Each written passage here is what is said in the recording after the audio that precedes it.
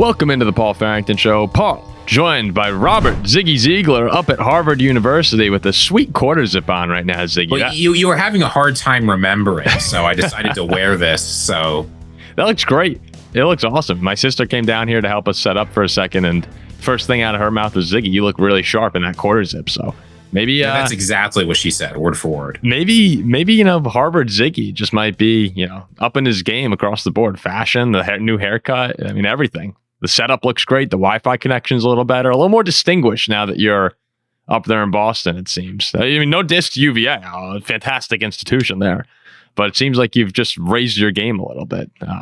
If you're enjoying this content, please remember to like, comment, and subscribe. And just so you know, Ziggy had a great point here. This is your last chance. It might even be too late by the time this comes out to be one of the first 20,000 subscribers to the Paul Farrington Show. We're sitting at 19,997 right now. So there's 3 spots left. We'll see if some people might start dropping off. Just for get off the train. So maybe there'll be 4 or 5 spots, but this is it. But if you want that. I mean, when we're big at the end of next season, you can say I was part of the first 20K, but only if you click subscribe right now. And we have people that have been saying, I was part of the first 100, the first 1,000, first 10,000. So, 20,000 is still pretty early as far as this trip goes. So hop in there right now and get involved. Be one of the first 20,000. That would be one day. That could be a fun fact. You'd be like, hey, I was one of the first 20,000 people following the show.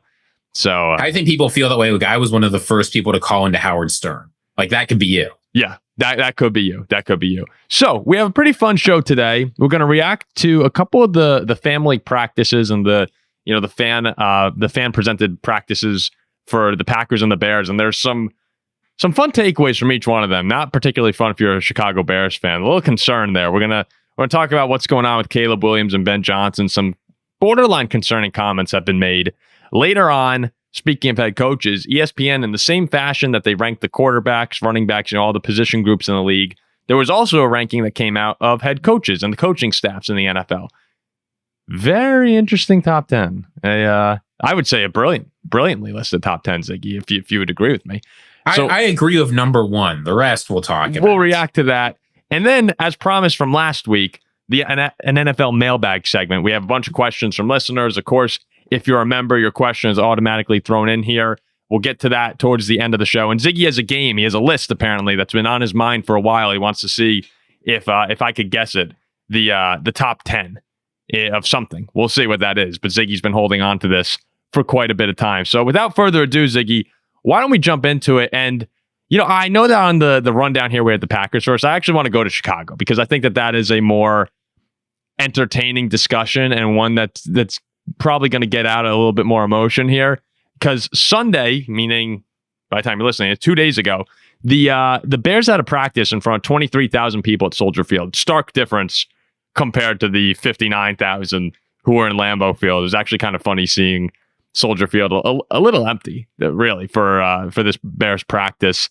Now there was like Lollapalooza going on. Chicago was a little bit more happening, so you could make up some excuses. Had, 20 times the population of Green Bay and a third of the attendance. So it was a little that was also in different ways a little eyebrow raising, but nonetheless, defense outperformed the offense on the day.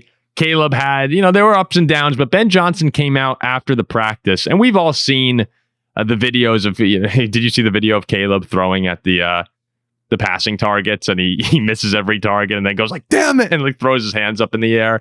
We're starting to see those videos come out more and more of just the struggles that Chicago has had as they're attempting to adapt the Ben Johnson offensive system. And, unfortunately, fortunately, depends what side you're on here, but Caleb has appeared to be struggling a bit. Ben came out afterwards and said, sloppier than we were hoping we'd be at this point. We had a couple really good practices over the last 2, and then it took us a little while to get going. Hearing the pads click, I thought towards the end we picked it up. It got pretty competitive there. But on the day, it was not a particularly impressive display from the Bears' first team offense. And it kind of reminds me, remember when me and you used to go to the Notre Dame blue and gold games and they tried out the offenses? And I remember me and you were watching Phil Jerkovich one time, not to pick on Phil, but Phil just had a really bad day in the spring. And we're like, all right, I don't really see it. Ian Book's okay. Ian Book's okay. Yeah. Ian Book came out and he dominated. He looked great. And that's what this is. This isn't a preseason game. It's not a regular season game. It's It's competitive, but it's not high intensity. And you want to see your quarterback go out there and dominate. The day that we went and watched Notre Dame, Ian Book did what starters do, ran up and down the field, and Jerkovich really struggled. And it's to no one's surprise. Jerkovich went to Boston College, had some success, but never really panned out as an elite quarterback in college football. The difference here is, one, obviously they're college, but two, that was in the spring, months and months and months away from the season. We are less than a month away from the start of the NFL season right now. Which is crazy. Which is nuts. That. But Caleb is still having quite a bit of issues, and to me, it's concerning because the play clock and the delay of game penalties were a real challenge. If you didn't read up on what happened at this practice or see any reports, the Bears had at least 3 delay of game penalties during this practice where they were scrimmaging, and Ben Johnson said showed up more today than it has in practice. This was more like a real game, and if it continues like that, we're not going to win many games. So, despite forget the accuracy issues and the videos of Caleb, seemingly taking a sack and then nearly throwing interceptions. Like just from the very core of this, not getting snaps off, it plagued them last year. Is this to you beginning to get to the point where you would actually be concerned if you were a Bears fan? So, first of all, I've got to give a shout out to my guy, Kyle Monangai, who was one of my sleepers in the draft and who might be dethroning DeAndre Swift, the engine of the Bears offense at running back. More seriously, the thing I'm worried about actually is not Caleb Williams' performance very much. Obviously, there's going to be ups and downs. The thing that worries me is that it seems to really be getting to Ben Johnson, right? This stuff about we were sloppy out there, I wasn't happy with how it looked. That didn't come from somebody asking him. He just said that. And I worry a little bit that he underestimated the job that he's going to have to do in Chicago. It was easy to look and see Caleb Williams, great prospect. You've got a lot of talent on this offense. It'll be fine. But now that he's been there, he's been talking about how things have been slower than he expected. He's been getting frustrated. Earlier in the offseason, we asked, what can Caleb Williams take from last year? And he said, absolutely nothing. It was a complete waste. I worry that, it's hard being a first-time NFL head coach, right? When you're a coordinator doing your own thing, that's a very different job than managing an entire team. And the thing that I'm starting to get a little bit worried about is that whatever long-term, how good a head coach Ben Johnson is, he was a little overeager about what he could do early on, and that's going to lead to a slow start. Yeah, you have to remember, too, with Detroit, right? When Dan Campbell came in there, that took a while reestablishing that culture. Yeah. It was ugly at first. What was the record? They were 0-9 before. I think they beat the Vikings, of course. But they got off to a really bad start there as well, even though a lot of the core players they drafted, but there were a lot of those guys were on those teams. It just took a while. When you're reestablishing an entire culture, it does not happen overnight. And he's seen bad cultures, right? He was there for the last 2 years of those Patricia Lions. Ben Johnson knows. No, so he was also there for Adam Gase time in Miami. It was just rough. I have no problem right now. Let's look at the 2 main guys in Chicago. Okay, there's the Ben Johnson side of things. Everything that he's doing, I love what I'm hearing. Every single guy has come out and they said he pushes you really hard. He holds you to a high standard. I think Luther Burden came out, who's been practicing really well with them. And he said, the bar's been raised. And Cole Kmet, the bar has been raised. Someone who's been there a while now. Shout out another Notre Dame guy. But that's what you want to hear if you're a Bears fan, because it's been so long of, all right, we had Matt Nagy and then we had Eberflus, and there was no accountability and things got out of control. And that was the disaster. What Ben Johnson's doing is right. It's just unfortunate that, it's going to take a little longer than you expect. What about Caleb, though? Is that concerning to you if you're a Chicago fan? The videos that are coming out, or is this because to me, I'm patience. I am. Let's cool down here. Let's see how it goes for the first couple weeks. McQueen. Yeah, I am patience. I'm patience. Patience, McThunder, and that's what I'm giving Caleb Williams, some time to actually go out there. And I know it's year 2, and people want you to be playing really well by Thanksgiving of year 2. That's the time that most general managers have said is when they start to really judge a quarterback. But that's still 3 months of the season away. And if Caleb's progressing nicely, as he did toward the end of last season, I think it's okay. You have to remember, they stripped everything down. So I'm not really concerned about this, even though I know people are coming out here right now and saying, let's sound the alarm bells. It's problems in Chicago. I think this is just sort of the process they're going to go through. For me, in my Caleb Williams mental updating, I'm looking at Thanksgiving of year 3 rather than Thanksgiving of year 2. I'm inclined to agree with Ben Johnson that last year was just a disaster. Caleb Williams had 3 different head coaches, 3 different offensive coordinators and 2 different head coaches in one season.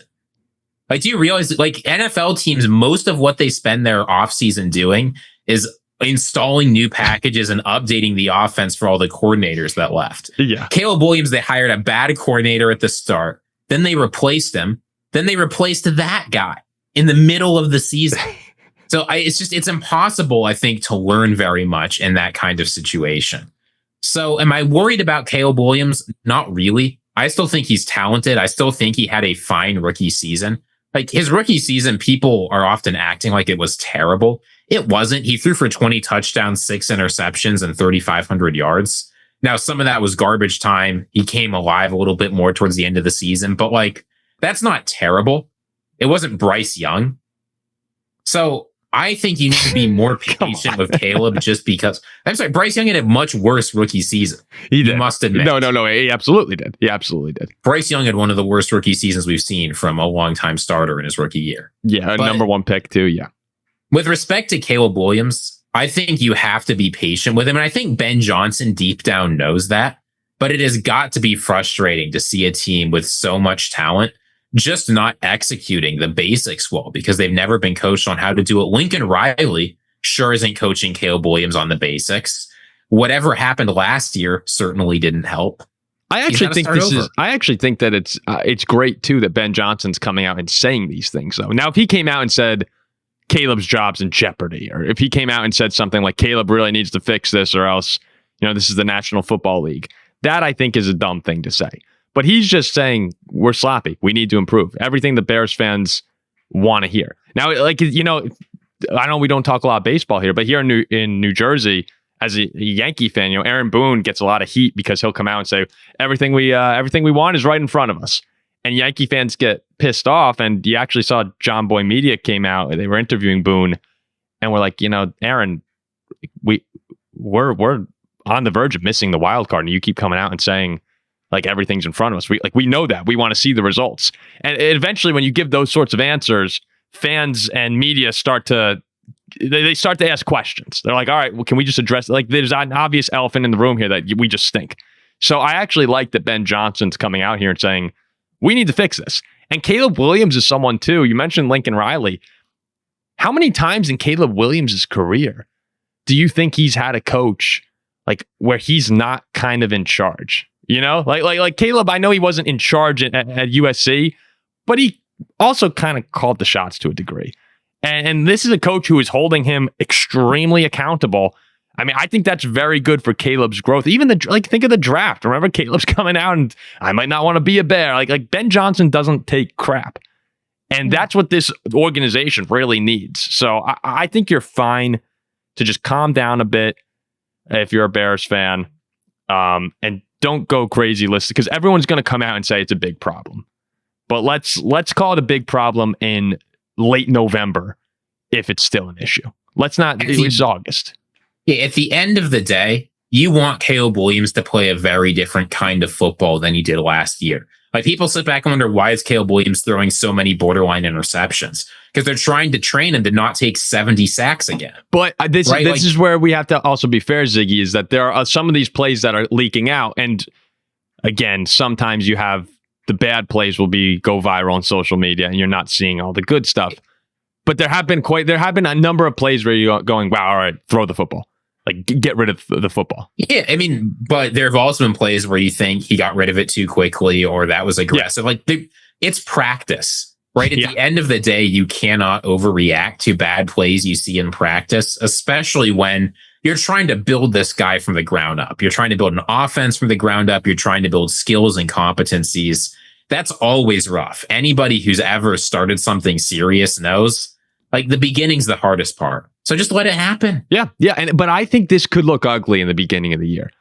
Like going into Chicago on Monday Night Football, like this Viking Bear game with JJ's first start and Caleb's first game with Ben Johnson. Like as an NFC North fan, I'm really excited for it. I think Packers and Lions fans would also are really intrigued to watch this game, but it could be an ugly game. We're talking about two quarterbacks who will probably make a lot of mistakes, two good defenses who will be trying to force mistakes and probably succeeding.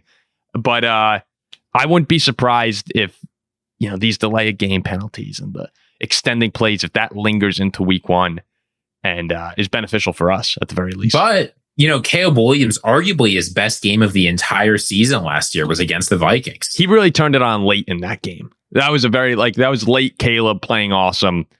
Yeah, but the Vikings fumbled. The game goes to overtime, it's not garbage. No, it wasn't. But we were in control of that game. Onside kick. I get it. Yeah. But all that means is we know Caleb Williams can explode against the Vikings, given the right opportunity. Yeah. So no, anyone can explode against the Vikings, given the right opportunity. I'd say, man, the quarter zip really is great. I mean, I can't get over it, Ziggy. I understand that. Thank Nick Ramirez. Yeah, look, Nick Ramirez, you did a great job. Ziggy looks very fly. So we've got a little thing about the Charles River here. So nice. No, it's a great fit. We should get some more quarter zip sponsors for Ziggy to wear on the show. If you are a quarter zip company, I will wear your quarter zips. Yeah, that'll be great. I think that, Jack and Zach and I, we all like quarter zips, so that doesn't have to just be Ziggy. I'm trying to get myself in on this deal. Now, a little later on too, we'll talk about Tyreek Hill and Terry McLaurin, because there's some weird situations going on, is particularly in Miami. We know that there's a disgruntled Terry McLaurin in Washington, but the Tyreek Hill, Mike McDaniel stuff that's coming out, we'll get to that shortly. I want to first talk with you about Packers family night and Jordan Love's performance. And you sent over a link today. Jordan Love wrote an article for the Players Tribune. And it was really nice. I mean, a really nice article written by Jordan Love. We're not going to react to it because I think it's something you should just go and read on your own. But it's absolutely worth your time to go and read this. It gives a lot of insight into Jordan Love, how he got here, his relationship to football. Yeah. It's just great. Yeah, it was really nice. It's extremely hard to root against Jordan Love, especially when you read an article like that. And I know that we root against the Packers because we're Vikings fans, but Jordan Love just seems like a really good dude. So yeah, check out that article. Now to the game. now to Jordan Love just sucking in the family in the family. How about that interception he threw? This guy's garbage. No, so it was I'd say kind of a up and down performance for Jordan Love on the Packers Family Fest, where close to 60,000 people packed into Lambeau Field, and I mean that is a lot of people for a family night. But Love went 17 for 25 passing. He was picked off by Carrington Valentine in the 2-minute drill. The actual number one offense did not get into the end zone, but they did. I think they got down to the 2-yard line on a Jaden. Yeah, and some of that was they were put in weird situations, like you've got to play out of your end zone and stuff. Yeah, no. Again, as you said before, it's practice. You're trying different scenarios. You're not showing the full playbook because this was something that was live streamed by the Packers. You're keeping some secrets, and at the end of the day, you're trying to work on things. So Jordan, I just want to make it very clear because people were going online on social media, and there was a clip that had, I believe it was about 2.5 minutes of Jordan's. It might have been every throw he had from the night. And you saw Vikings and Bears and Lions fans in the comment section just being like, hell yeah, buddy. This is what we want to see, because it wasn't a particularly impressive performance from Love. That's where I say, let's just chill out here. It's family night in Green Bay. They're just having fun. But there were a couple of takeaways I had. And the first one that was very positive for the Packers is that the mobility does seem to be back for Jordan Love. And you saw that a couple times scrambling. And I really think that'll be a huge difference this upcoming season compared to I don't know how many times I'm going to say it, but compared to last year when he couldn't move, like that to me, it actually might be the biggest takeaways. All right, we have healthy Jordan Love back, and that's big for Green Bay. Yeah, I mean, and if you looked at how the offensive line played that game, he's certainly going to need it. We'll get a little bit more into the offensive line in a couple of minutes, but with respect to Jordan Love, It's easy to forget because you saw all of last season where he wasn't very mobile and he's not Lamar Jackson. But people underrate Jordan Love's ability to navigate the pocket. I think it's one of the things that helped him so much in that second half of the 2023 season, because it means that when the offensive line struggles or when you need to buy a little bit more time, you can move around and actually get yourself that time. On the other hand, if you can't move, that means any interior pressure is going to just result in the sack. It means anyone comes from you from the outside, you're probably going to get hit. So Jordan Love being able to move is going to buy some of these guys like Matthew Golden time to get open deeper downfield. Like if you're Jaden Reed, I think you have to be celebrating a healthy, mobile Jordan Love more than anyone else on this roster. Well, and he took a couple deep shots during the practice, and neither of them were completed. It looked like it did look like there was just something a little bit off on those throws. Like because there was a little separation, there was room to make a play, and Love was just off on those. But it still feels like just watching it, Ziggy, and now I'm going to just try and be, completely unbiased here just from watching these plays. I still creep into the back of my mind that thought of, man, when Love does get pressured, and you saw it a couple times, you didn't get sacked because they're not, you're not touching the quarterback at all in these practices. But there's still a few times where as the pocket's collapsing, you see him start to kind of bounce around and get antsy, and then he does one of those. He can get away with it because he's such arm strength, but he does that like off his back foot throw, which every Packer fan can envision in their mind right now.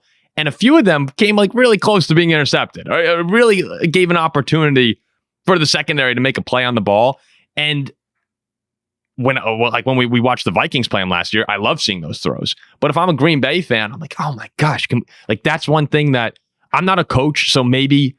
I don't know. Maybe LaFleur, when he watches this, he's like, yeah, Jordan can make the play. But to me, as a fan, and someone correct me if I'm wrong here, I'm just like, man, that needs to be weeded out of his game this season. Am I wrong about that? I don't think you're wrong. I think that the big difference, and you mentioned this sort of at the beginning of what you said, between great Jordan Love and questionable Jordan Love is whether he's got the chemistry and connections with his receivers.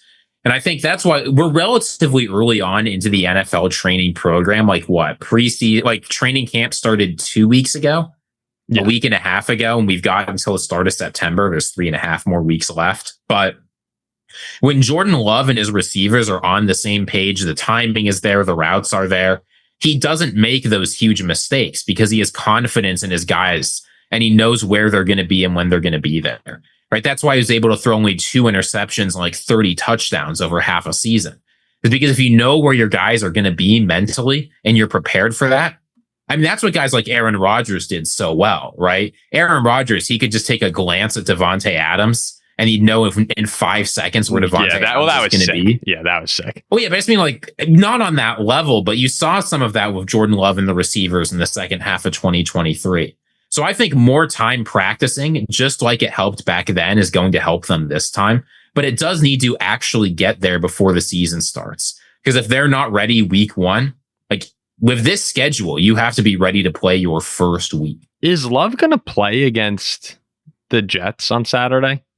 I'd be surprised. Because I at this point now, it's gone to with preseason where basically after the first week, guys just don't play anymore. So last year, I believe he played 1 drive in their first game and didn't play after that. It was funny. He had like a 70-yard touchdown. And they said, all right, you're done. You've done your job, man. Oh, I remember we were like, are you like, you got to be kidding me.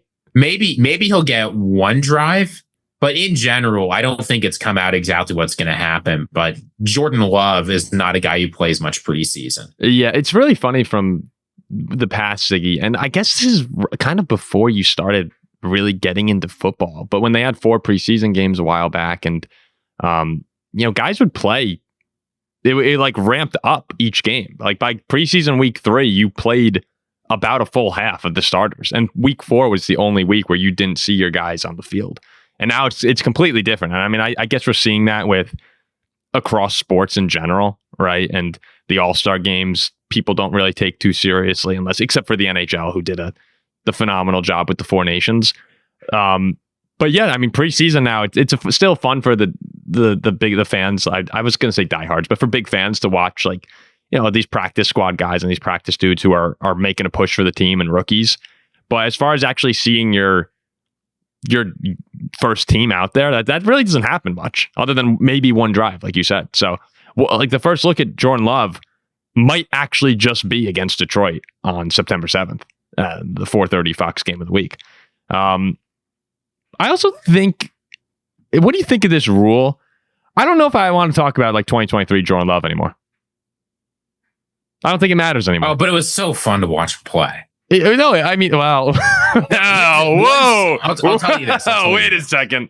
That wasn't fun. I mean, that's maybe as a pure. I mean, it wasn't fun when he played the Vikings, but in general, I always like seeing guys break out, whether they're for my team or not. Yeah, not all guys. It was fun to watch Amon-Ra St. Brown break out. It was fun to watch DeAndre Swift break out. Don't think so. No, I disagree. The Caleb Williams breaks out. I will not be enjoying that breakout. Now, I guess from pure football some standpoint, appreciate football and some people don't. From a pure football standpoint, yeah, you can I guess you can appreciate the breakout, but when Jordan Love was breaking out, I was not sitting there going like, son of a bitch, I'm happy for these guys. I was like, I wouldn't say I was happy for them. I can say I loved watching some of those throws. I'll tell you what, you can implement that rule once the 2025 season starts. Yeah, I just think we're getting to the point now, and the other NFC North fans are probably going, thank God, finally someone's saying this, but we talk a lot about 2023 Jordan Love, and because it was so good, and it really was unbelievable. But yeah, let's see it now. If Jordan Love is struggling in week 4, I don't want to hear someone be like, oh, but 2023 December, oh, that guy was so good. Like, you know what? I'll say that if he like tears his groin again week 1. Yeah, last year we could say it because of the injuries, and it was still fresh in our minds. But full season removed, like by week 4 this season, by the end of September, I think we got to move on from it. I mean, how many people now are talking Kyler Murray and they're like, oh, dude, that 2021 Kyler, like 9-1, baby. I mean, I sometimes, you've heard me say stuff like that. Maybe it's just an our show thing. Okay, so maybe that's the rule. By the end of week 3. No more. Well, we're probably not going to have to, because knowing the Packers, we won't want to talk about 2023 Jordan Love anymore, because this guy will have 20 touchdowns. He'll set some NFL record in touchdowns in the first 4 games. We're going to learn. It is a tough Lions, Commanders, Browns, Cowboys, Bengals. That is a. I was serious. With this schedule, they can't start out slow. And then after that, it's not like it gets that much easier. I mean, you've got the Steelers, the Panthers, and the Eagles. Don't actually be surprised. Don't the Lions start off? The Lions start off brutal, right? Packers, Bears. You can go back and check our schedule predictions for more information on this, but I would not be surprised at all if the Lions start out like 2-4. The Vikings like legitimately might have the lead in the division by like mid-October. If the Vikings are any decent with Chicago, Atlanta, Cincinnati, Pittsburgh, and Cleveland, like there's a world where the Vikings are 4-1, 3-2 with the division lead going into their bye. And then it ramps up fast. Yeah, and then knowing the Vikings, they'll find a way they'll let us down there. Like we'll get the lead of the division and then not win a single game for the rest of the season. Oh, well, then we come out of the bye with Philly. Thankfully at home. It feels like every game is in Philly, but with Philly at home, that'll be. Well, I mean, I think we could beat anyone at home. But coming out of that bye, it's the offseason, so we can wander a little bit. I mean, host Philly, at the Chargers, at the Lions, host the Ravens. That's miserable. Yeah, that's a pretty brutal stretch. I mean, JJ McCarthy could easily go 0-4 over that stretch. Yeah. Oh, easily. Yeah, 100%. I mean, Ziggy, we can lose 4 games to anybody, but we'll see. We'll see what happens. I've got one more takeaway from the Packers. Okay. Family night. Yeah. You had better hope that your tackles do not get injured. Zach Tom is absolutely worth that contract. I don't know how much you saw from Telfort, like Kadeem Telfort, their backup right tackle. I'm not going to lie to you, Ziggy. I wasn't that locked in. I mean, I saw a decent amount, but I'm not. Kadeem Telfort, like guys were pushing him to the ground with one hand. I'm not sure he won a single rep. That's not good. Jordan Morgan, he had ups and downs, but he didn't look particularly great. Like you need Zach Tom and Shaheed, like you need those guys in there. So we're going to move on to our mailbag now. And I actually do want to mention this to you, Ziggy, because it just kind of blew my mind today. As everyone knows who listens, our good buddy Aiden Cook big Giants fan, but he sent me a package offer today. So Aiden's a big Rutgers fan. And just listen to this deal that it's ridiculous. Rutgers is giving away 4 tickets, 4 free Cokes, 4 free hot dogs, and a parking spot to the Oregon game on October 18th for $44. $11 a ticket, hot dog, and Coke. I was like, wow, so they're just giving you a free game ticket and Coke with the hot dog. That's not the biggest football deal I've seen. What have you seen? Stanford, 2 years ago for their last 4 games, they just gave away 4 free games. You can just go to those games for free. Wow. Because they were trying to get people to buy season tickets. UVA once offered every student, like this was true, it was a big game, and they offered any student who came a free jersey. Like we're talking like one of those Nike jerseys. And I couldn't bother to go. See, Notre Dame, it's bad. You have to pay money for the season tickets. Like football is a big deal. At UVA, they use the football to try and bribe you. Dude. So you'll go like, if you go to the football games, you get better seats at the basketball games. Yes. I remember. Well, they did that. They kind of did that when we were good at basketball our freshman year. That was about it. You had stuff like that. Like if you went to certain events, it could help you get better seats for basketball. Yeah, no, that's smart. It's smart to do it like that. I'd go get a jersey, I think. I don't know. It's like, is it worth your time to watch UVA football? It's really not. I mean, it's probably not worth your time to watch Rutgers Oregon football either. But no, Aiden keeps trying to sell me on it. And I'm like, well, let's see if Notre Dame's playing that weekend. Do you remember Ziggy? So not to get too distracted before the mailbag here, but that like, just remember that Stanford team. You said, 2-3 years ago, they were giving away free tickets.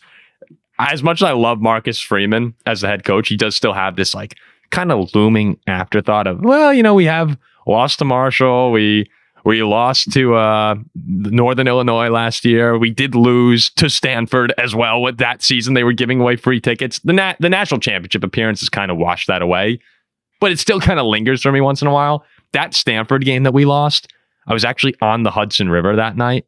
It was a friend's girlfriend's birthday party, and she had like a boat, like rented a booze cruise thing.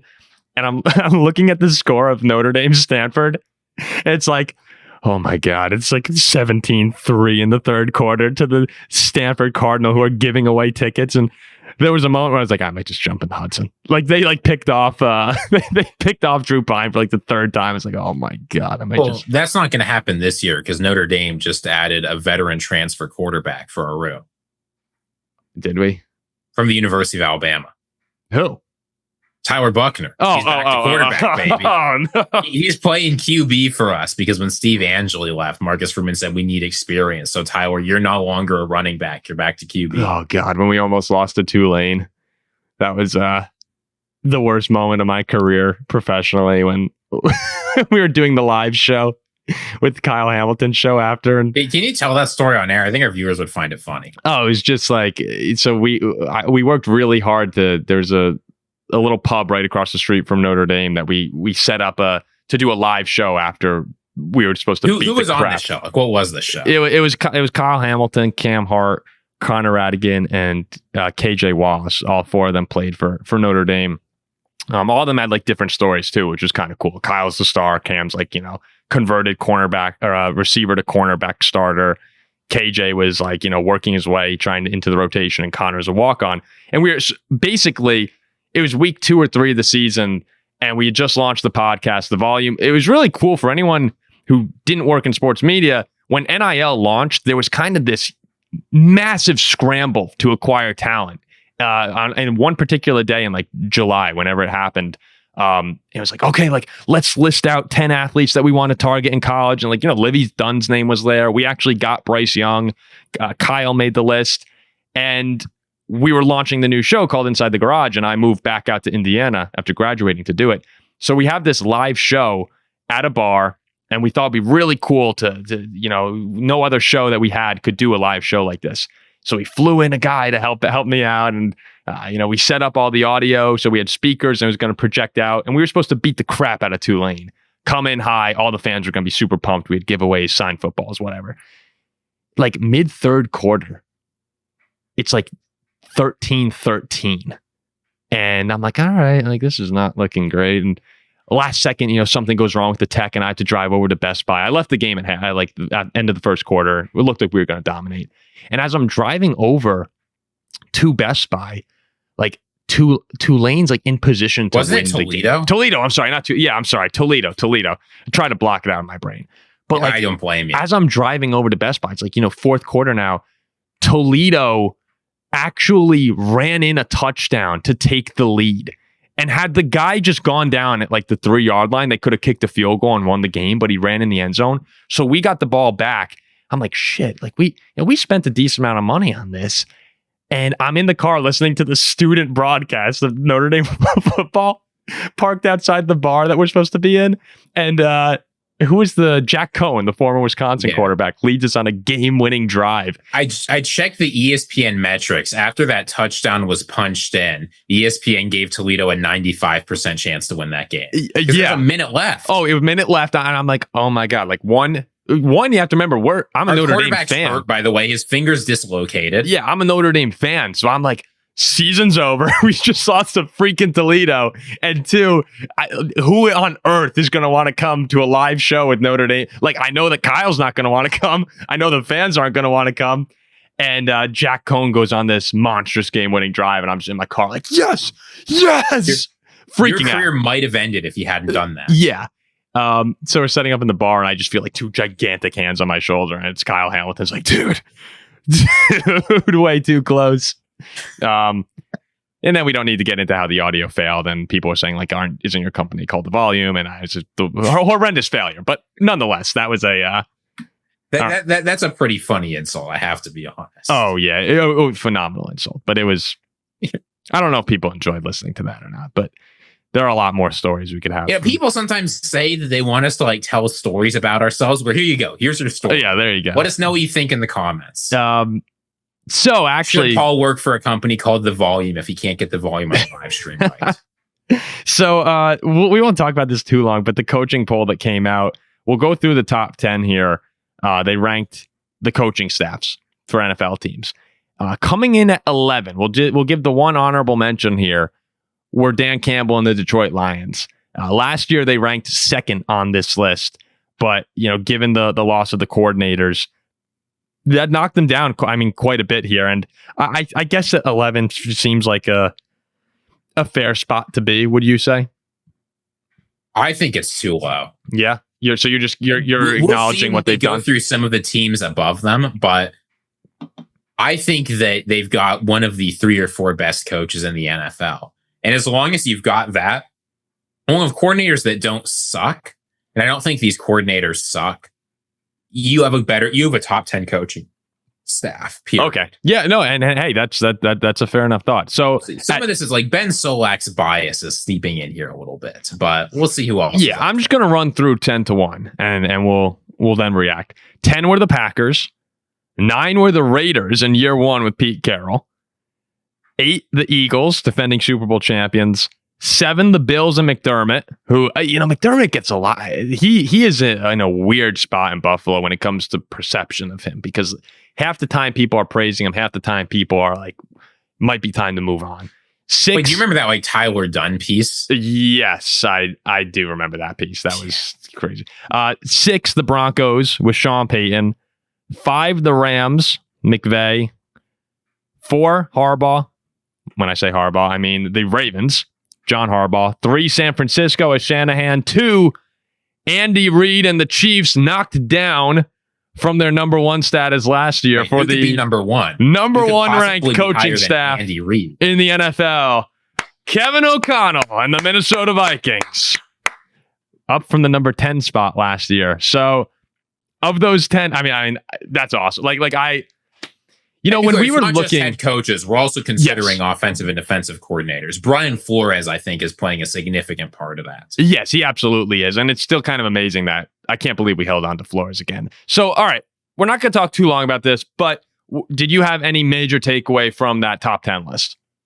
I'm curious what our fans will think about the Packers coming in at 10, because I've been very high on this Green Bay coaching for a long time. I think Matt LaFleur is an excellent head coach. He's done a great job running offenses at different circumstances. You saw that with what he was able to get out of Jordan Love and Malik Willis last year, despite the injuries and the unexpected stuff. I'm also very high on Jeff Hafley. I think that anytime you're entering year 2 of a coordinator who did great year 1, you can expect big things. I would certainly put them higher than like Chip Kelly and Pete Carroll.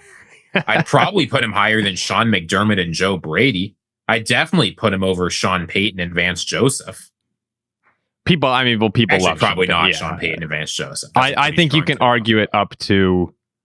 I think you could argue it up to 6. I think you could also probably argue the Lions up to. I think that top 6 right there is a pretty solid. Now you could argue a lot of these guys for number 1. Just because we're Vikings fans doesn't mean we're automatically KOC has to be 1 with Flores. I think it's reasonable to put them there, but yeah, I don't know anyone. Pete Carroll has been so successful his whole career, but up until the very end, right? So that's where it's a little bizarre to me that they have. Chip Kelly's there as well, but I have a hard time seeing Pete over Detroit and Green Bay immediately. Like that doesn't make a lot of sense to me, even if you're a Pete Carroll fan. Yeah, I'll also say it was nice to see Sean McVay get respect. There was a narrative going around his 3rd and 4th seasons in the NFL that he was like a play action merchant or an outside zone merchant, and all this guy could do was call one kind of offense. He's completely changed their running scheme. He's done a lot with the offense and keeping the defense afloat. I mean, the defense was not great last year, but it improved throughout the season. Sean McVay, I think, is the best head coach in the NFL. So I'm happy to see. Oh, really? You think McVay's number 1? Sean McVay has just done it for so long in so many different circumstances. I mean, so long relative to the young guys. Obviously, he hasn't done this long as someone like Andy Reid, but he's done such an incredible job with the Rams. I don't know how you don't put him at number 1. Yeah, no, he's amazing. I think Shanahan's always up there for me too. I think Reid's probably at this point the number 1 guy still. With they're so creative, and they're John Malikoff is someone who works for the volume, and he worked with Andy Reid in Philly for a long time when he was a scout. And you just hear the stories that they talk about Andy, where people think Andy Reid is just very, like a goofy guy who has a lot of fun with his team, but then they're like the practices that the Chiefs have are just so intense in the offseason. It is run so efficiently there in Kansas City, that whole operation. Do you think Andy Reid is calling free agent Devontae Adams at 2 a.m. because he knows what time it is in Japan to show him plays and say, I just came up with a new play for you, please sign? I wouldn't be totally surprised, but no, I would imagine. My guess Sean would be McVay. No. My guess would be no. He's built different. He is obsessed. Yes. Oh, he's certainly a top 5 dude. Dable and the Giants are last. Man, that's what a generous. Fall. I would put generous ahead of him. What a fall. I think you could argue Marcus Freeman over them. I'm telling you, this is all the Vikings' fault. This is all the Vikings' fault for letting Daniel Jones rip them apart for 350 yards twice in 2022 and make everyone believe. Okay, so one team here that's 19 in the ranking are Mike McDaniel and the Dolphins, down from the 2024 ranking of 9. And here's where we'll start our mailbag. The first question is, with Tyreek Hill and Terry McLaurin drama in Miami and Washington, could we possibly see these receivers being swapped? So we know Terry McLaurin's upset about his contract.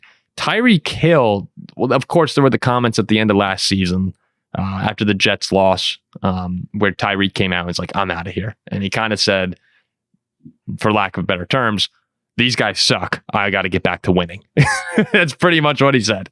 If you look it up, that's not an uncharitable translation. And then Tyreek was asked at a press conference recently, how could you guys improve on 3rd down and short yardage? And he was like, we got to get Devin out of there. Just talking about Devon Achane out of there. And they asked Mike McDaniel about that, who, McDaniel gives these tongue-in-cheek answers all the time, but clearly you could tell he wasn't particularly happy with Tyreek coming out and questioning. Saying my head coach is an idiot. Yeah, questioning the coaching decisions and what was going on there. So it kind of, spurred on these rumors again about, but Tyreek Hill, has he outlived his time in Miami at this point? And someone proposed, as people do on the internet, they proposed, well, wait a second, we have 2 disgruntled receivers. What if they just swapped them? Now, I still don't think that the feasibility of that is quite high. I'm kind of in that. Terry McLaurin, the longer this goes on, like I think it's much more likely Terry McLaurin would get dealt than Micah Parsons. Would you agree with that? Probably. So I still think McLaurin will come back to the Commanders, but it is an interesting trade to play out here with the Tyreek and McLaurin, because I actually do think if I were a Washington fan, I'd be like, oh, you give us Tyreek Hill. And like this could get really fun in year 2 with Jaden Daniels. Like I would be all for that if I were a Washington fan. Would you? That's exactly why this trade is not going to happen. Yeah. Look, if you're Mike McDaniel, what does your offense do? His brilliance as an offensive coordinator, as the guy who runs this offense, is he's incredible at using fast players well. Mm-hmm. That's why they draft these running backs like Achane. That's why they were willing to give up so much to get Tyreek Hill. Things are different when you have a player who's at that fast. And to be clear, right? Like, I'm not saying Terry McLaurin is slow. He's a decent athlete, but Tyreek Hill is one of the fastest players at that position in the history of the NFL. This offense does not work without Tyreek Hill. It just doesn't. And Terry McLaurin is a fine player. I get it. It's one thing to trade Tyreek Hill for a bunch of picks and say, we're going to move on. It makes no sense to trade Tyreek Hill to hand a player who doesn't fit in your offense a gigantic contract. If I'm the Commanders, I'm thrilled by this. Oh, yeah. Absolutely. If Tyreek Hill uses his welcome, if we get more comments from Mike McDaniel about the genius reporting coming out of Tyreek Hill's mouth, like great stuff, I'm vulturing there. But the difference between these players, even though Tyreek Hill is older and is coming off a worse season, is significant. Oh, yeah. It would be. It would change the way I think about Washington, certainly, if they got Tyreek Hill. He's he's top 5 receiver in the league still in most people's eyes. Yeah, and you're right about Mike McDaniel too. With Waddle, Achane, Hill, what's he great at? It's those short throws, middle of the field, right? That intermediate throws that Tua is so good with as well. He's also a guy who's on the hot seat. Like Mike McDaniel, it's another weird fall for a coach who a couple of seasons ago was one of these wonderkins coming in, and you were talking about him being that like the next big coach. And very quickly now that with the Tua injuries and the defensive injuries, unfortunately, and the last year missing the playoffs, all of a sudden now a lot of those antics where it's really funny to us who are watching, Dolphins fans and Dolphins media are like, oh, we want to win at the end of the day. And it's that's how it is in sports. If you're not winning, a lot of the things that people laugh at and people are smile along with when it's going well, those things get reversed. And it's like, okay, like we could joke around a lot here, but we missed the playoffs and we have a star-studded offense. Like this shouldn't happen. I agree with you. If you trade Tyreek Hill for Terry McLaurin, yeah, you get a guy who's a year and a half younger.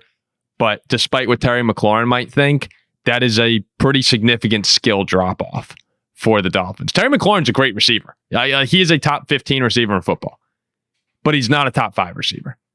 And he's not like it's Tyreek not Hill. Just about their relevant ability, like how good they are. It's that Tyreek Hill, this offense is built around what he can do. But now the only thing is if it just got so bad where McDaniel was like, I'm not dealing with this, then maybe if Washington sends a little bit extra, they would have to, but if they sent the right package with McLaurin, you just saw the Dolphins get rid of Jalen Ramsey, so maybe they're like, all right, let's do this. This is a fire sale. And you see them start to stockpile a couple more picks for the future here. I would just be really surprised to see it. But if I were a Commander fan, I wouldn't mind fanning that fire a little bit. It's tricky if you're the Dolphins, because I think there's a real argument that football-wise, like they're not winning a Super Bowl this year. They're competing for a wild card spot. Mm-hmm. You've got players who I think even like still have trade value. You've got guys like Tyreek Hill, Bradley Chubb, even guy like Tua would probably have some trade value, Jalen Waddle. Like you could definitely defend blowing this team up. But this is the Dolphins' best chance to be competitive, I think, this year for the next 3, 4, maybe even 5 years. Yeah, they do not have a bright future after this. So at a certain point, like you can't make a trade for Terry McLaurin and hand him a giant deal. It just holds your team back. They feel like a team that is on the precipice of collapsing. Like it's about to get ugly in Miami, and I still think they could actually be a playoff team this year. I know a lot of people think they're going to be horrible, but they're holding on to the very end of the rope, and and we'll see, because when it crashes, it's probably going to get pretty ugly there. McVay on Stafford, quote, "It's really just static throwing. It's some of the unloaded running on the treadmill. Sometimes it might even be walking. He's able to do a little bit of light cardio and able to do some good core workout, but it's more just functional strength surrounding the area while making sure that you don't do anything to set yourself back based on the trajectory that he's doing." But we are looking forward to getting him in and easing him back into football, hopefully in the near future. Wait. I need to make sure I heard this correct. He can't do the jog through because they're not sure if he can jog or walk.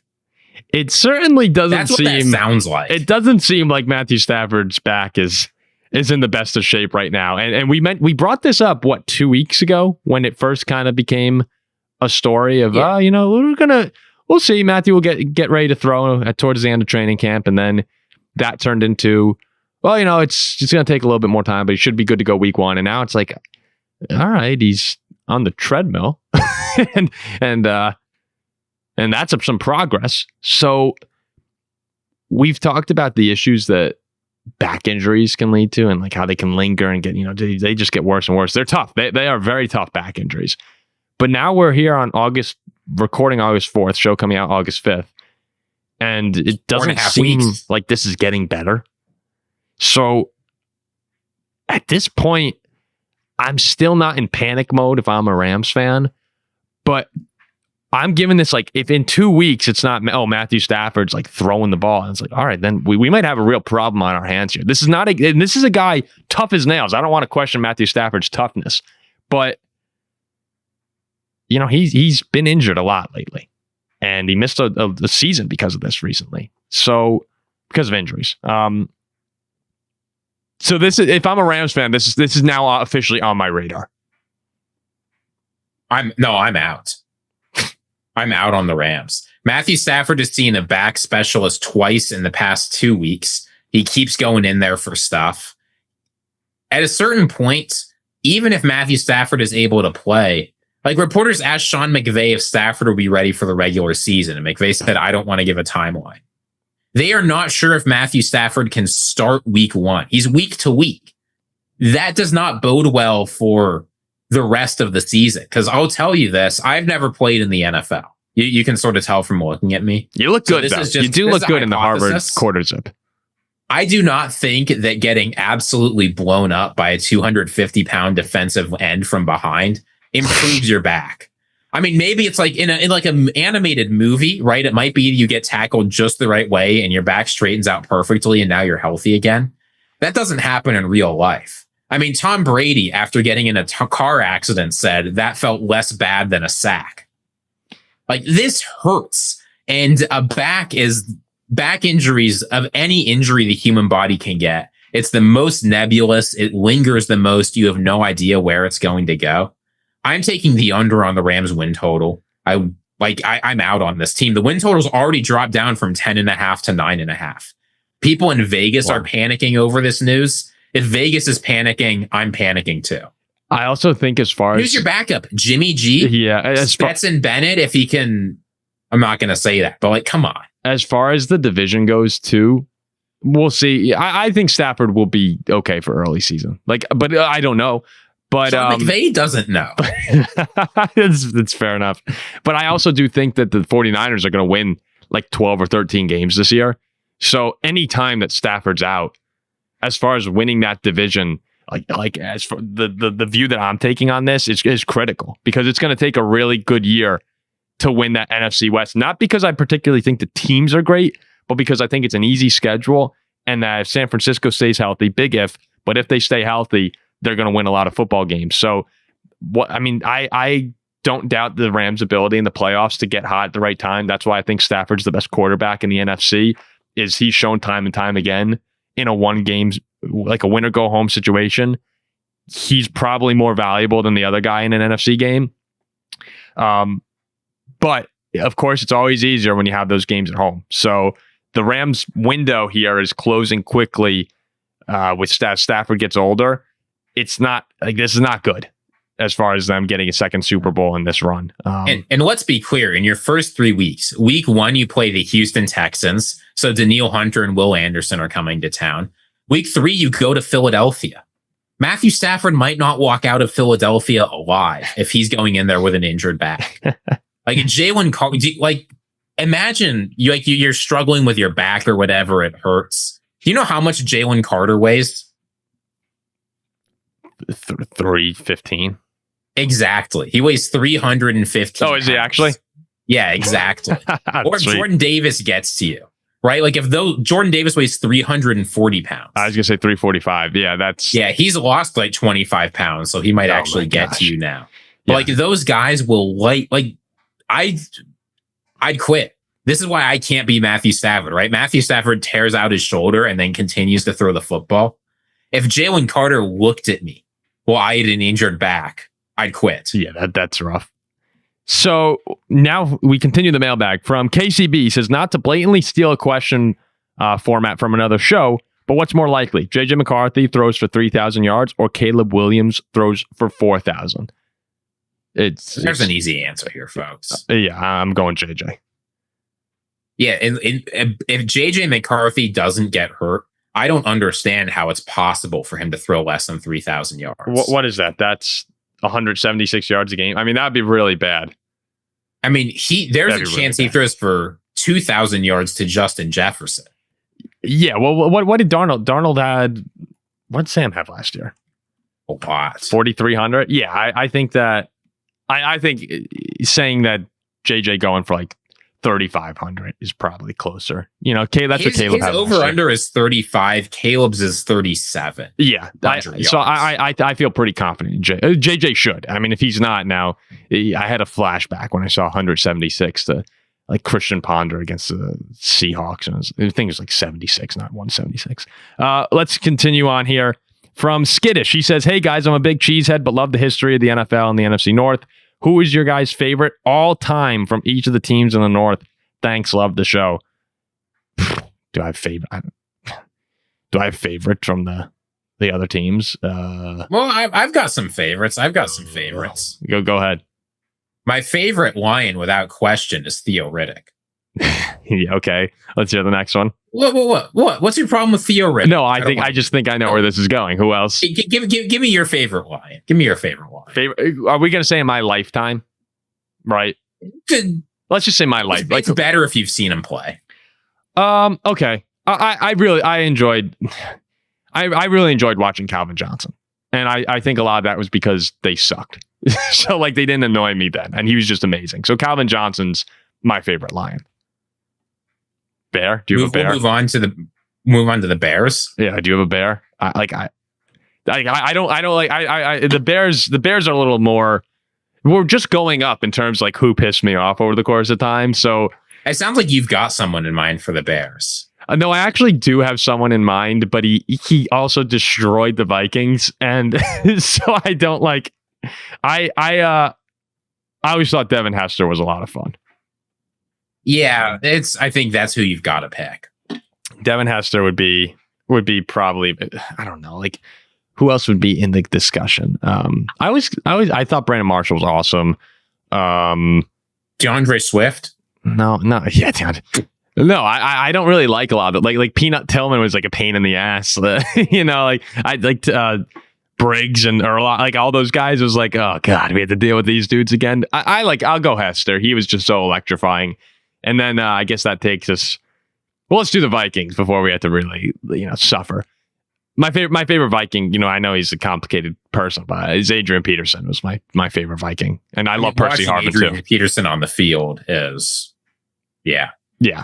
For me, it's actually Adam Thielen. That's a great answer. I mean, he's like as Viking as it gets. He was a great player, great story, overcame tons of odds, Minnesota guy, and just like. He could just play, man. Like he's one of those guys that, people forget that he had a string of where over 2 seasons he put together like 2,600 yards and 13 touchdowns. He was a touchdown machine during those 2020 and 2021 years. Like, I was a little sad to see him go to Carolina. I know it was probably time to move on, but just a solid player. He also, I think it was the first year with Kirk, right? When he was just unstoppable for a little while there. He has an NFL record. Is there he has the most consecutive 100-yard games. Yeah, to start a year. Yeah. Is there any Packer player that I like? Oh. I actually think. Well, I'm gonna honor the rule. I'm not gonna be like, oh, I loved Ryan Longwell, and Ryan Longwell became a Viking. I'm not gonna do that. I can't pick Aaron Jones because I liked him last year. No. We'll try and actually be honest to this. Jordan Love has easily contributed the most success to our career here. So Jordan Love I think Jordan Love is my favorite and maybe also least favorite player. After reading that story earlier today, I can say Jordan Love too. Yeah, I like Jordan Love. Like I'm not going to lie about that. I like Jordan Love. He's a quarterback for the Packers that's not a jerk. Apparently they make those. My Endless Void, who is a member. And remember, if you're a member, you automatically get your questions in here. He says, over the course of the next decade, predict who you think will be the most successful team in the NFC North to the least successful team. Also, early congrats on 20K. We're 2 away, Ziggy. 2 away. So really, we've gone from 3 to 2. Yeah, I mean, if you haven't subscribed by now, it might be too late. It's almost certainly too late. It's almost certainly too late. Oh, wait, we lost someone. We're back down. There's back one more down. Spot. Can't wait to be along for the ride to 100K. And remember, at 100K, Jack said he'll do a 2-day darkness retreat. So didn't we all agree to do the darkness retreat? No, it was actually just Jack. That's when you go on The Bachelor, and I'm pretty sure I just have to wear a Packer jersey. Over the next decade, who will be the most successful team in the North? The Vikings will be 1 with JJ and KOC. Number 2 will probably be the Packers. Number 3 will be the Lions. Number 4 will be the Bears. That's your answer. No. You can't not put the Packers at 1. I'm sorry. I can't let you do that. I want what you said to be true so badly. I want what you said to be true. You know it's probably going to be Green Bay. You don't have to say yes. Just know in your heart it's probably going to be Green Bay. I'm not going to make you say it.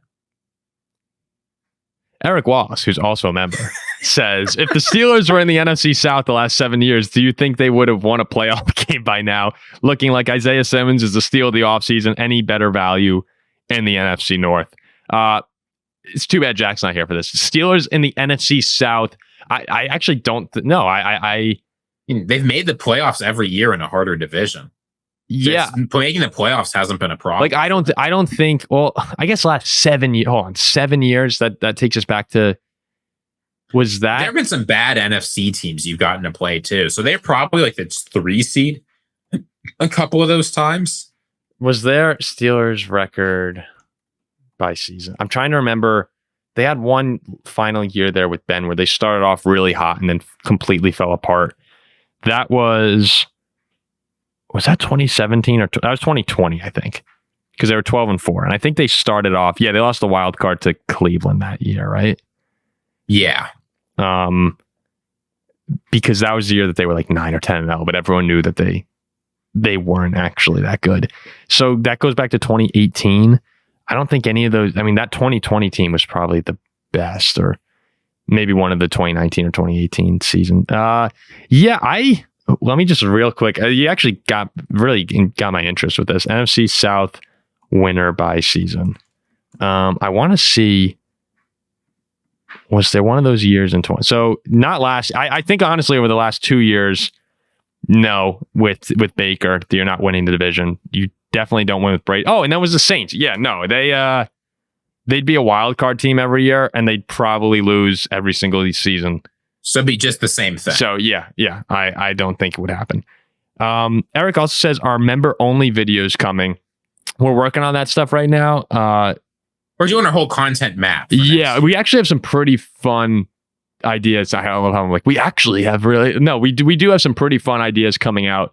Member only videos is something that we've had on our mind for a while. So we'll keep you updated on those. We'll definitely have the member only like fantasy games that we play where you can win jerseys and prizes and stuff. So that will be returning, as we did that for March Madness. We did it the season before. So we'll definitely have that.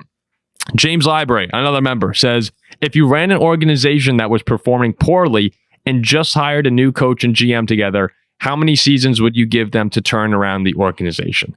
I think you got to give them at least 3. At least 3 seasons. Year 1, of course, is trial run.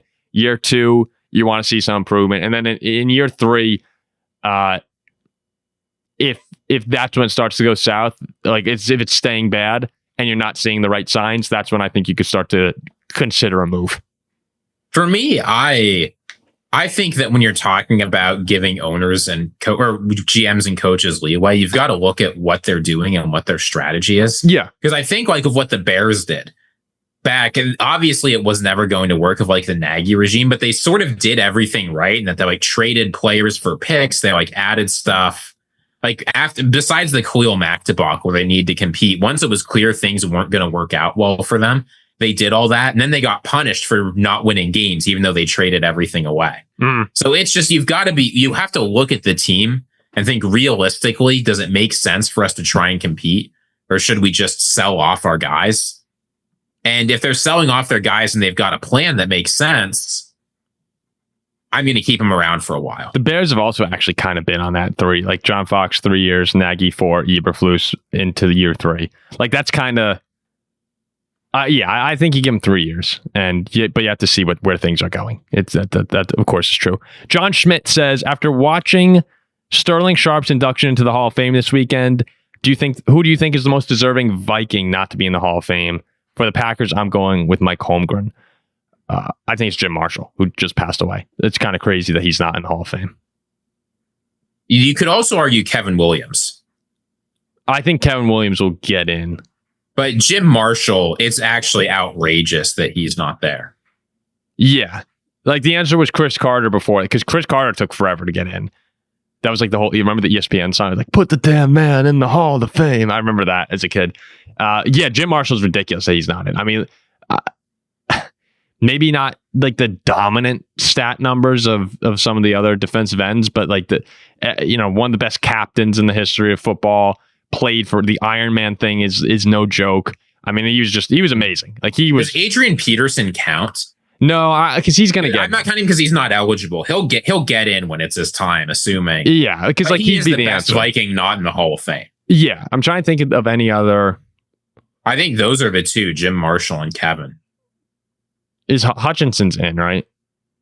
At this point in time, so. like I think he went in a while ago. Actually, is Harrison Smith will be a close case. Yeah, but I'm taking Kevin Williams and Jim Marshall over Harrison. Yeah, no, I'm just trying to think other Vikings. I mean, shout out to I've got a signed card from him.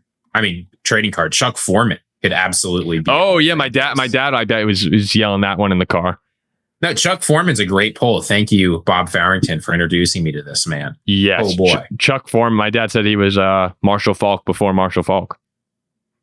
I mean, this guy, just Chuck Foreman, Rookie of the Year Pro Bowler, 3rd in MVP voting, 2nd team All Pro. Who was he 2nd team All Pro behind? Probably. That was what, 1970s? Was it Walter Payton? No, I'm thinking, oh my God, why can't I remember his name? Who that was was like Dorsett? Running back. Where are you? Running back. Let's see. What year? These were 74. Why will it not show me? Yeah, it's showing me the All Pros here. So 1970. Oh, it was OJ. He was behind OJ. Yeah. OJ. Yeah. And then 77 was Walter Payton. So, he's not better than OJ and Walter Payton. I'll give him that. What year is that? That was 1974. 74 and 77 were his second years. So Dorsett didn't come in until 1977. Hey, 75, he was right up there with OJ. He beat out Franco Harris, who was a pretty good running back, it turns out. Yeah, then year 3, he's 1st team All-Pro, 4th in MVP. Year 4, he's 2nd team All-Pro and Pro Bowler, and then another Pro Bowler. I mean, it's maybe just not the longevity. It's really about the team you're on, right? If Chuck Foreman were on the Steelers during those years, he'd be in the Hall of Fame. Probably, yeah. If they win a couple Super Bowls. Did Franco Harris really have a dramatically better career than him? I don't think so.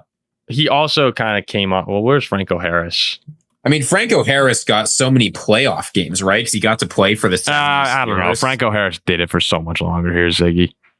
Yeah, but Chuck Foreman transformed the game. Franco Harris was just another guy. 7, 8 years of over 1,000 rushing yards. Chuck Foreman had 3. Yeah.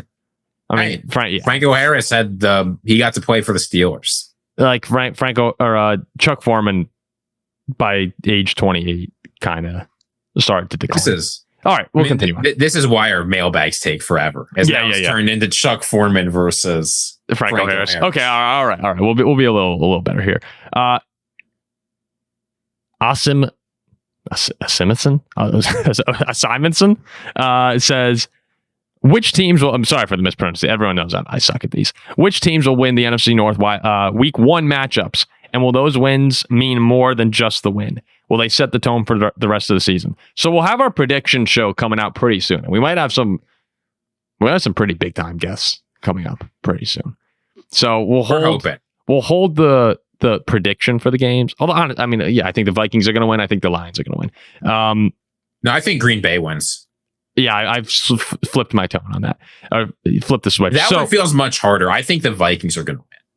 Yeah, although in Chicago is always tough. As far as setting the tone, I actually really like this for the NFC North because it kind of feels like, there are two worlds in the NFC North right now. It's, will the Packers catch the Lions? Are they on that level?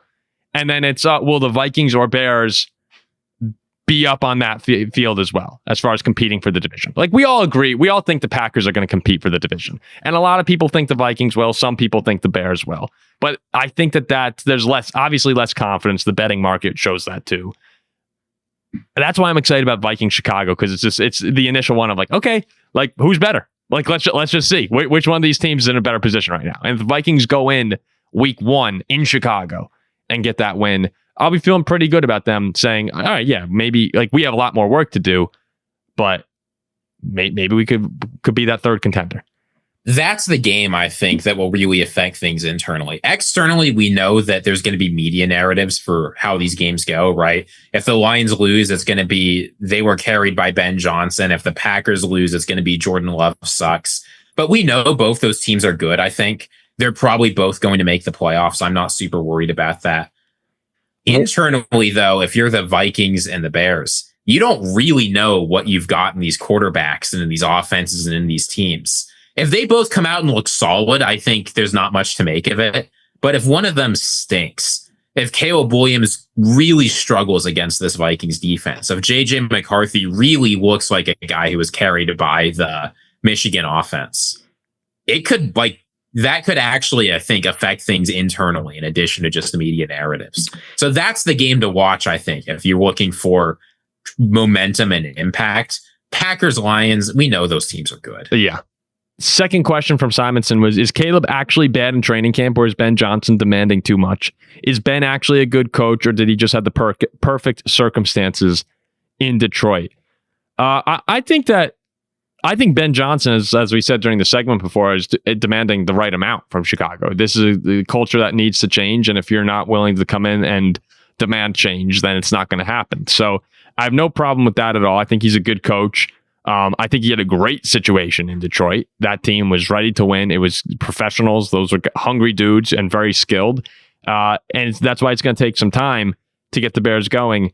Caleb has not been great in training camp as well. That also is true. And it might take, I'm not there, so I don't know exactly what's going on behind closed doors, but I think it's taking Caleb a little bit longer, as Ben said, to adjust to everything than he expected. And that will probably linger into the year a little bit, but by the time they figure it out, I think this Bears team is very skilled as well. So I think that they're a team that could have some of the most in-season improvements in the league. I will also flag, it's funny to say that the Detroit Lions were a great situation, because Ben Johnson, I think, is part of what made them a great situation. He was the offensive coordinator in 2022, and the start of 2022, I don't think anybody was saying, boy, this Lions team, what a great situation. Week 8, right, when they were 1-6, nobody was saying, wow, it's easy street for Ben Johnson. And you look at a lot of the players who have been integral for this, right? Jahmyr Gibbs, Amon-Ra St. Brown, Jameson Williams, this version of Jared Goff. This is all stuff he implemented there himself. Yeah. So some of those guys were there before, But Ben Johnson is really what transformed all these pieces into an effective offense. So I don't want to sit back and say it was so easy in Detroit. It tells you how successful it was that people are saying, wow, he got to be the offensive coordinator for the Detroit Lions. What an easy job that was. No, that's another good point, Ziggy. They did a great job turning that team around. And that leads into Old Wolf's question. Do you think Detroit can improve with new coordinators? There was a big discussion that carried on off of this comment. Record-wise, no. It's kind of crazy, and I think someone in the comments said he's expecting 17-0. He or she is expecting 17-0. To expect anything beyond 15-2 it's delusional. Like, we'll just be upfront. That's insane. If the Lions go 16-1, if the Lions go 16-1 or 17-0, I'm just. Will you finally admit the curse is over? No. People don't get this, and this bugs me, Ziggy, because I can't drive it home. I guess the Lions' curse is that they cannot win the Super Bowl. It's not that they can't go to the NFC Championship game. It's not that they suck all the time. It's that they are not winning the Super. That's the end goal in football. So it's the same curse the Minnesota Vikings have. Yup, just different implementations of it. The Vikings have heartbreak. The Lions traditionally have sucked. That's starting to flip now, where the Lions are trending more in the heartbreak direction. But it's all under the same umbrella of cannot win the Super Bowl. Like, that is the curse. The Bears' curse, a little bit different because they've won a Super Bowl before. But the Lions can't win a Super Bowl. The curse is broken when they win a Super Bowl. That's how you get out of the curse, right? That's how you get out of that curse. And the Lions can go 16-1, but you saw what happened, right? Like, they are doomed. They are doomed to pity. And that's what happened with the whole roster getting hurt. You saw Jack last year sitting right next to me saying, I don't see how anything could go wrong for this. They're unbeatable. Well, you know what? You know how they became beatable? Everyone got hurt. That's the curse. The Lions could be a better team because of all the guys coming back, but they will not have a better record, even with the better roster. So, next question. Sounds epic music. How many games into the regular season do you think it will be before Chicago fans break down? Go ahead, Ziggy. What's your prediction? I think it's going to be one. I think they are going to lose to the Minnesota Vikings, and fairly or not, fans will react like the sky is falling. Seabass the scumbag, who is a member. Are you guys getting Madden 26? If so, would love to see a tournament between the boys. Are you getting it, Ziggy? I have not purchased it. I don't have a PlayStation or any device that can play it. My brother has ours now. I guess they still have the Xbox One, but we've told this story before, but it'll always remind me when we talk about Madden of me and Ziggy freshman year of college having we used to play a lot of NFL Street on Nintendo, and that was great. That's the game we should play a tournament. That's what we should. I'd live stream that. I have no problem kicking Ziggy's ass with some QB Bam and RB Bam back. Just run it down Ziggy's, run it down his throat.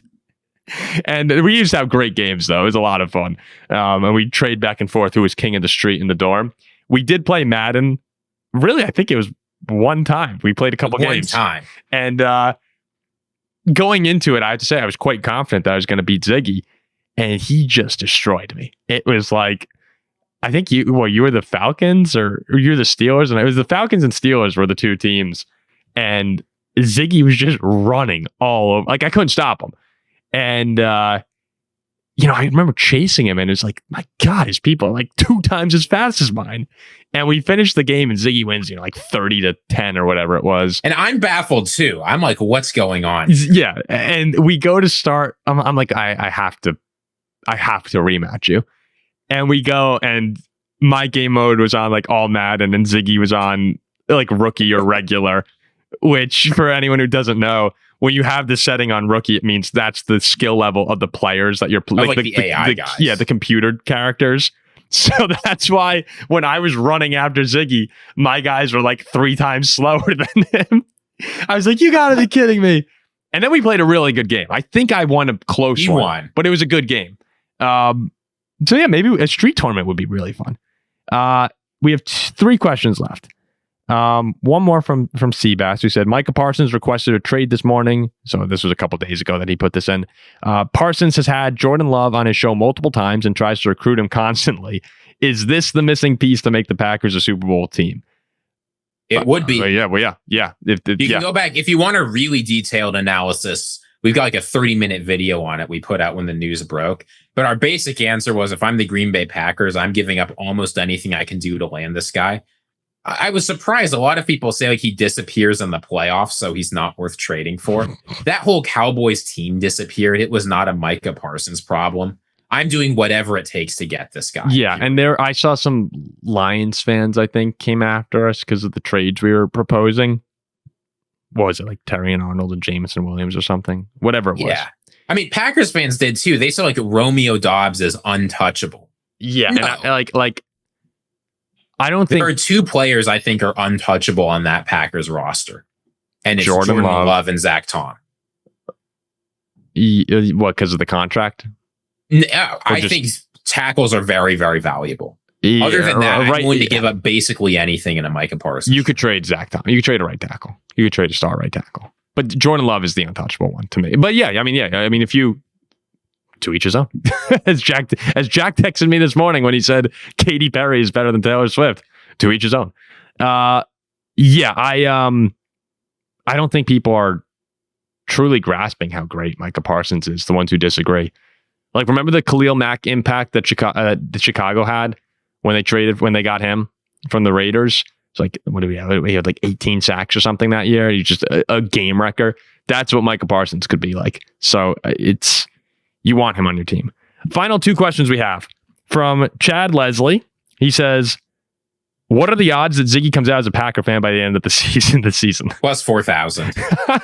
We have something to show you during our final preview show of the year. It will get shown. Yeah, I would have said 0 before. The odds are now, they've moved to plus 4,000.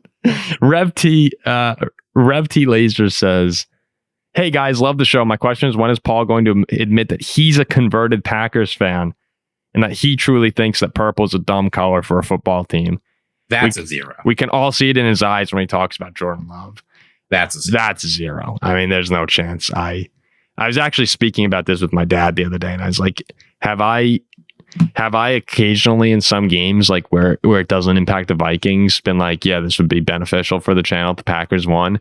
Yeah, I've acknowledged that, but never have I, like, if it came down to a week 18 game, Vikings get in or Packers get in, knowing that this channel could blow up, we'll live stream that, and you'll see me sitting over here, decked out in purple, cursing anything. Cursing right for the Packers. Yeah, like I have no desire for the Packers. I can talk objectively about the Packers. I think that's what people like about the show. Like I have no problem giving the Packers praise when they earn it at all. And we do that despite not wanting the Packers to win. Okay. That's just about does it. So, Renegade got one in at the last second. He said, what do you think teams would be willing to give up to get an elite head coach if you saw them traded more often, the way like players can be? I think what the Saints got for Sean Payton, a first round pick, and a second round pick. Yeah. Teams will trade. I mean, they're basically never available. You can absolutely get day one draft capital for a great head coach. I remember when O'Connell, people thought that was so ridiculous. People thought the Vikings might trade O'Connell for the draft a year or two. I don't quite understand what that was all about. Was that this year? Or was that? No, that was 2 years ago. Yeah. Wasn't it? Maybe, I'm misremembering. But anyway, did you want to do your list? We'll do my list. Okay, let's do your list. Thank you for the mailbag. We appreciate the questions. We'll see how this list goes. This is a top 10 list. So, okay, all right, let's see. I'm going to get the notes app up so I can... This came out a couple of weeks ago from the NFLPA. Every year the NFLPA pays out royalties to players, right? Okay. This isn't the same thing as like jersey sales, right? So this includes licensing stuff. Basically, it's the NIL of the NFL. Oh, geez. Okay. They released the top 10 players to make money last year. They paid out. 9 of them are current players. 1 of them is retired. But if you want... 9 of them are current players. 1 of them is retired. Let's see how many of the top 10 you can get from the NFLPA royalty leaders. Who made them? Okay. Not quite jersey sales, but jersey sales contribute. Okay. Just like putting your face on stuff. Yeah, let's go with Josh Allen. Josh Allen comes in at number 5. Okay. The retired guy, I'm assuming the retired guy is Brady, but I want to hold. It's not Tom Brady. Okay. Yeah, I want to. It's very gettable. It's somebody who's Tom Brady, but even bigger. In the media world. This is including like media licensing agreements and all that stuff. Oh, wait a second. Okay. In the media. So anytime they put your face on something in the NFL, you're getting paid. Like McAfee? No. Or what do you mean? Yeah, okay. All right. I get it. Okay. Pat McAfee's money comes on his own. This is like official NFL stuff. Yeah. I got it. Okay. Well, let's get Mahomes out of the way. Number 7. Let's get. Ooh. You have no chance of getting number 1, by the way. Let's do Kelsey. Number 2. Okay, we got Kelsey there.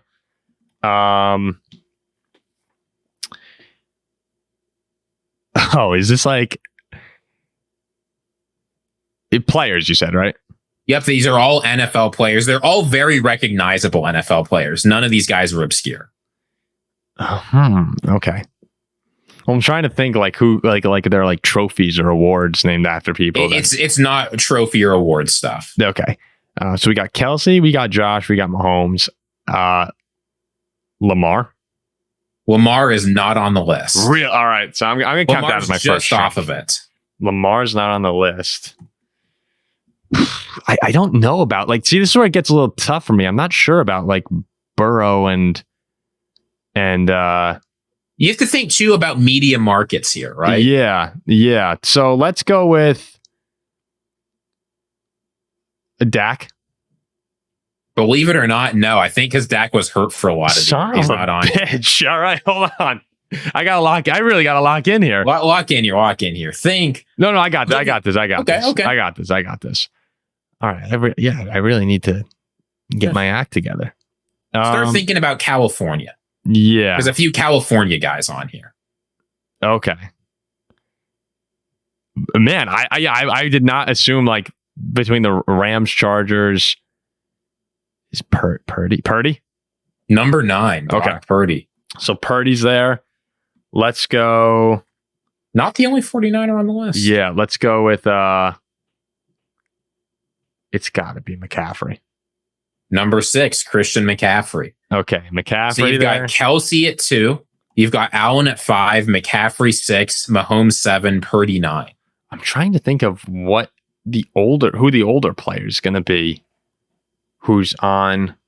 This player is probably the most in the media player that's retired in the NFL. The most in the media player of anyone retired in the NFL. Yeah, he runs his own show during NFL games. That's how big this guy is. Peyton. It's Peyton at 4. And actually, Eli comes in at 11. You got it. Oh, yeah, that makes sense. Those guys, the Mannings are so big. Peyton's at 4 here. Yeah, 1, 3, 8, and 9 left. For who? 1, 3, 8, and 10. 1, 3, 8, and 10. Purdy was 9. Purdy 9. All right, hold on. Let me get back to my thinking. I'm trying to think of who's on all these posters. I'll say you're not done with California yet. There's one more California player on here. One more California guy. I am inclined to say it's nobody on the. I'm thinking no one on the Rams. Is that right? That's correct. Right city. So it's got to be Herbert. Number 3, Justin Herbert. 3? Wow. Oh my gosh. I'll say a lot of this stuff comes from cards, like NIL deals of Panini or whatever. Well, then I'm hopeless here. No, it's all 3 of these players. Okay, so I have 3 dudes 2 of them left. are near and dear to your heart. One is not. I think one of them is going to be Jefferson. Number 8, Justin Jefferson. And then you got 1 and 10, the 2 extremes. These are tough. Okay, so we got Jefferson. Another one's near and dear to my heart. Okay, here's a couple thoughts that I'm going to walk you through a few thoughts in my head. If you get number 1 on your own, I will be flabbergasted. I could not believe who was number 1. Hold on. Let's see the royalties here. As far as number 10 go, is it a quarterback? Number 10? Yes, these are both quarterbacks. Is one NFC, one AFC? Yeah, I'm kind of thinking. Man, Aaron Rodgers is in there. Rodgers, Love. Is it one of those two dudes? No. Okay. Well, I guess that counts as two guesses then. So anyway, all right. let me try and lock in here. Someone else then. One AFC, one NFC. Neither of these guys are the best quarterbacks in their conference, or even very close. Yeah. Let's go with AFC starters. All these guys are starters. Yeah. That seemed hesitant. They are all starters this season. They're all starters this season. Who is starting this year after? Oh wait, when did this come out? It came out a couple months ago. It's about last year. Okay. So like Shador's not. No. Anyway, okay. All of these guys were in the NFL last year. Justin Fields? No. Okay. Did not start. So someone did not start last year and is starting this season. Correct. That player's number one. JJ McCarthy, number one. At $4 million, more than twice as much as Patrick Mahomes is JJ McCarthy.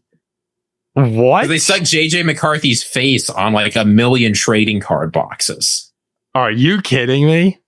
JJ McCarthy is number one. Yeah, I never. And